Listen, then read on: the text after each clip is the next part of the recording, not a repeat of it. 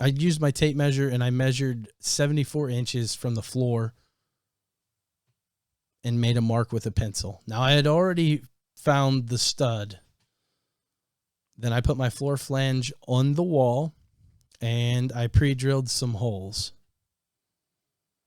I always put these guys in a stud because I feel like it's more secure and I don't have to worry about it going anywhere.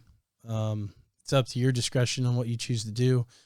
When you're putting in your screws, make sure that you put in top and bottom screw, because when you go to thread in your pipe, that flange will turn on the wall and it will leave a nasty mark, messing up your finished paint, or it'll mess up the wall in general. Then this is an easy part. Doesn't matter how you thread this together. You just thread the pipes in. Remember that the long end of the pipe is where the helmet will sit. The short end of the pipe will be the part that goes into the wall.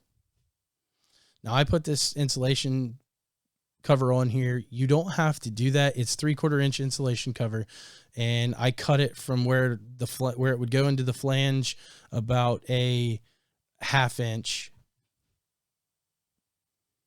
showing about a 1/2 inch of threads.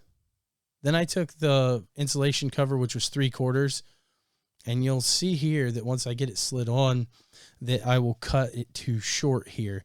It's very important to leave plenty of material so that when you fold it down, you have plenty of padding for your helmet.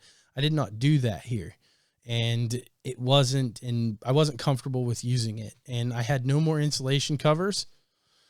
So I decided to get my 1-inch insulation cover. And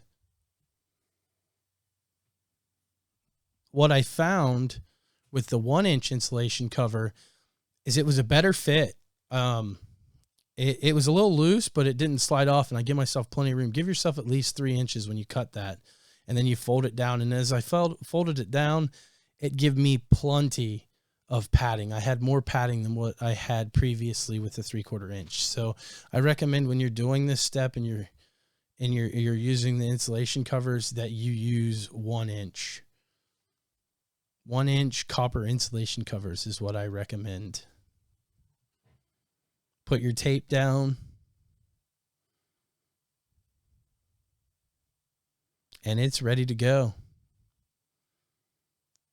Thread it into your wall. And this is the part where if you don't put both them screws in, you go to tighten that down, it'll spin on your wall. Place your helmet.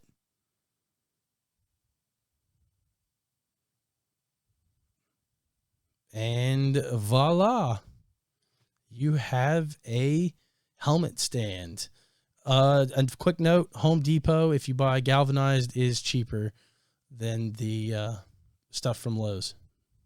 I don't know if they have galvanized or not, but Home Depot was cheaper. Thanks for watching.